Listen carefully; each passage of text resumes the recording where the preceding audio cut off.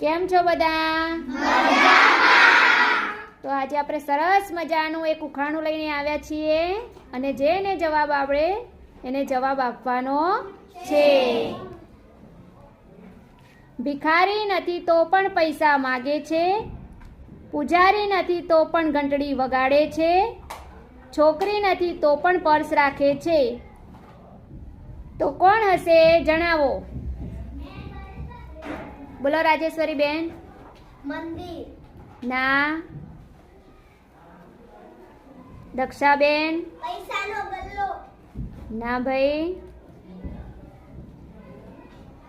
Pritiben. Driver. ના. દિવ્યાબેન. પૂજારી. ના. કંડક્ટર. ખૂબ સરસ, સાચો જવાબ.